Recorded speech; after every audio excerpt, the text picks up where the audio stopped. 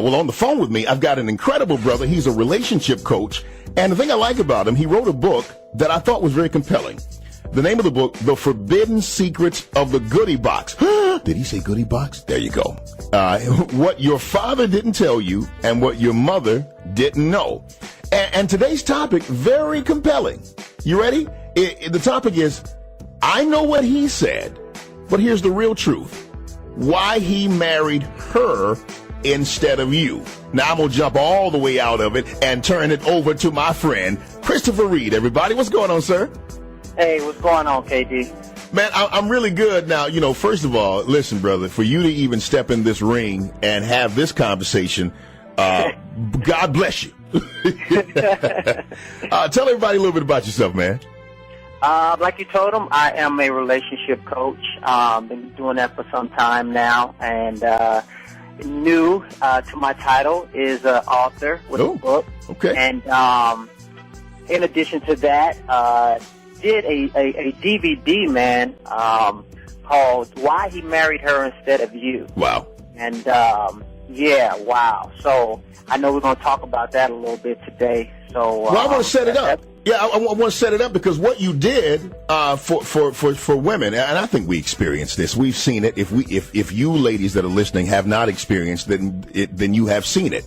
You're with a guy. I mean, it seemed like a great relationship. I mean, everything is going good. You feel like you're compatible, but all of a sudden, he chooses her. He didn't choose you. So you want to throw rocks at him. You talk to your girlfriend. Why in the world didn't he choose me? And your girlfriend say, oh, it was because of this, because of that.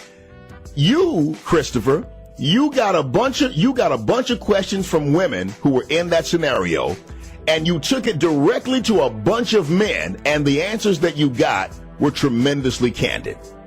Exactly. Yeah. I just told the guys, I said, listen, I want you to just keep it all the way real, no fluff. Right. What we're talking about in the barbershop, in the locker room, I want you to just put it on tape. And, man, when I tell you they delivered, I mean, when the women see this DVD, I mean, they're just like, wow. They say that I can't believe, I never heard any of this information before, wow. So it allows them going forward, in their relationships, to really know what to do, man. It's like having the answers to the exam. Wow. And it being legal. You feel me? Well, let's do this, man. Let's jump right into it because women always claim that, the deception that they received was out of the blue. But you say if you really pay attention, the signs were there all along. Explain that. Well, I think that guys, we give off clues of what we're thinking and what we're feeling, but, if you don't know what those are, then, of course, you would, misread it. Like, for example, one of the big ones is, why does a guy either stop calling or doesn't call you right away? And sometimes when a guy stops calling, it doesn't necessarily mean that you did something wrong. It could mean that he's just trying to figure out, okay, yeah, I do like her, and he's trying to figure out within himself, okay, am I ready to commit? Am I ready to go to the next step? But if you call the brother and you go off on him, you know what I mean, talking about, I can't believe this, you ain't called me and blah, blah, blah, blah, blah, then you're going to push him away. Wow. Whereas, he could have just been in that in-between stage and getting his mind right, to go deeper into the relationship. Okay. So sometimes you have to tell women, okay, give him his space, back off a little bit, and if he's really into this thing, then he'll come back to it. So, one of the biggest things is just how women respond. That can make all the difference in the world. So you're saying there's several things that I hear you saying, but what I need to be clear about is if he is slowed down calling or he is not calling, are you saying to me that there is something that she can do to make him call again, or she just need to let that be what it's going to be? Well, I would say let it be what it's going to be, because oftentimes I think the challenge for the woman is to not read into why he's not calling. Wow. Because in my coaching, this is what I'm hearing. What is he thinking when he's not calling? What do you think? What is he thinking? What's on his mind? Okay. And I say, hey, don't worry about that. Okay. Don't sweat that. You know, he's doing whatever he needs to do. But I can tell you one thing: if you call him and you go off on the guy, you know what I mean? Yeah. It's gonna go all bad. You know, because then he's gonna feel pressure. Then you're gonna push him away further. Wow. Or the worst could be, you know, he just plays along, and all the while he's just giving you what he wants, so giving you what you want, so he don't have to hear you tripping about, you know, this, that, and the third. You led me on and stuff. It's some good stuff. Hey, man, we're going in. We're going in. Christopher Reed is on the phone with me, relationship coach. Coach, you can check him out online, ChristopherReed.org. That's REID.org, and you can find out more about him. But coming up, let's talk about the guy that goes from girl to girl. What's up with him? Is he a bad guy, or you just need to understand what it really is? The answer just might shock you next. It's the Katie Bowe Morning Show. On the phone with Christopher Reed. He's a relationship coach. He wrote the book. Actually, he did a DVD. I know what he said, but here's the real truth. Why he married her instead of you. And it's a question that a lot of people want to know. So here's one question. You're with a guy, and he's been with you for a while, but he leaves you and goes to somebody else that you think is subpar to you. And all your girlfriends are saying, girl, he is crazy. He don't know what he wants. He just tripping. He's a garden tool without the E. I mean, he is just So what's the real deal with that? Is this man really that bad? Okay, it could be a couple of things, all right, but one of them is, now this is interesting, when I get this question, you know, why does he leave the good girl, the intelligent and the smart girl, right, and he goes to what the woman would consider less attractive? Sometimes it's because the more attractive, intelligent, professional woman, he feels like she rubs that in his face to some degree. Wow. You know, like, there's no place for me here. Like, he doesn't feel needed. You know what I mean? So if he goes to this other female who is not all of that, you know, doesn't have all those other things, then he feels like he's a hero right out the gate. Okay? So there's not a lot of that he feels he has to prove. Okay? So sometimes that's one thing, because, you know, a lot of times when, you know, a woman's very successful, if there's not a good balance there, he can feel like that's being put in his face. Yeah, but when some women that listen to that say, I'm not about to dumb down for no guy, you're crazy. I mean, if he can't come up to my level or respect me for the level that I'm on, then I don't need him. Well, you know what? And you're exactly right. I can hear him saying it right now. But here's the deal. Guys want successful, intelligent women. Every guy I asked on this DVD said, I want that. But at the same time, a guy has to feel that he is needed and he feels respected, because sometimes women may not know that because think about it, if they're in the boardroom or they're in corporate America and they're, you know, VIPs and CEOs and, you know, positions of management, they have on one hat. Okay, then you come home and you interact with him. Sometimes you may think that you've taken that hat off. Wow. But you're still maybe giving off that energy. Wow.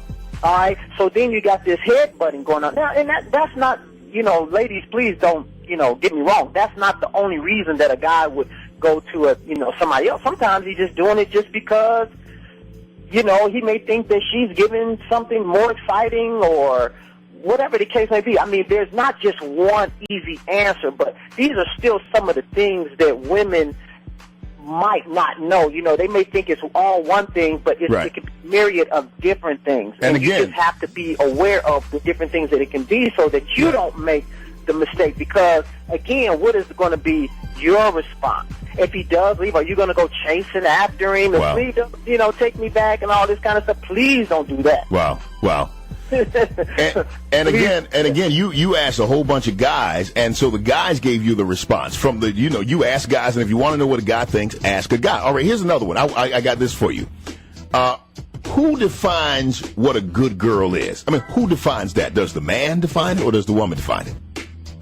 Well, I think that everybody in their own mind has what a good girl is, because, you know, some of the women said, you know, why would a guy leave a good girl? Yeah. But interesting enough, on the DVD, the guy says, are you really a good girl? you know, and what makes you think that you're a good girl. So I think that everybody in their mind has this good girl kind of thing of what they think it is. Now, one of the things that was interesting is some of the guys said that the good girl is kind of like, I don't want to say squeaky clean, you know, but she's just like, I don't know, she does, there's not a lot of flavor there. There's not a lot of. Okay.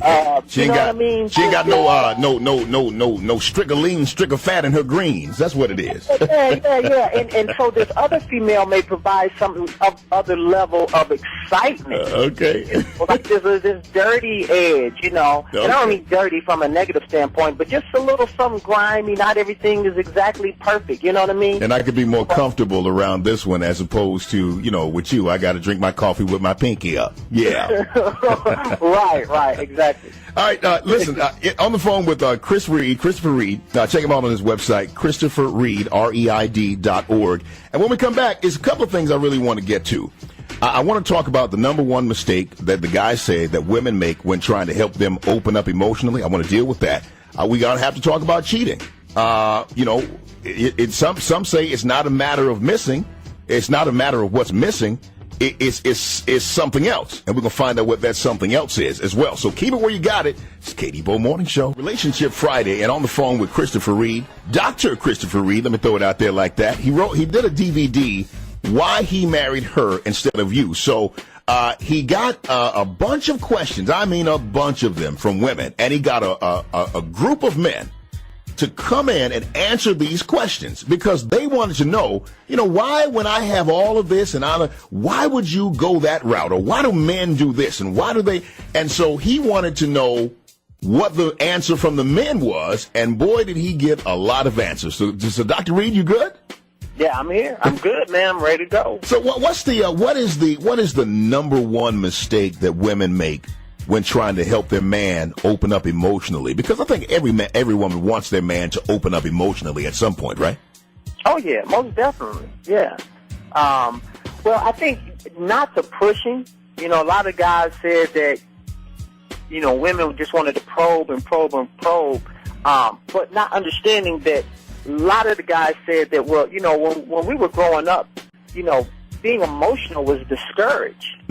You know, so if you did something, you fell on your bike or whatever, you know, you was told to suck it up, you know, suck those tears up. So now you're in a situation in a relationship where you're expected to allow your emotions to show and be vulnerable. And to him, this feels like wearing his shoes on the opposite feet. You know, so you got to give him some time to get into that space. And the way guys typically say that they are showing their emotions might not be the way that the woman is expecting them to show their emotions, but they have their own way of showing their emotions. You know, it could just be something as gentle as, you know, holding the hand, you know, or it could just be a kind word, but it might not be, oh, you know, baby, I thought about you so much today, and if you wasn't in my life, I don't know what I would do. And you will have moments of that, but you typically ain't going to have a lifestyle of that all the time with the guy. So I think the biggest mistake is just trying to push him to be into that vulnerable place when he's not ready to be there.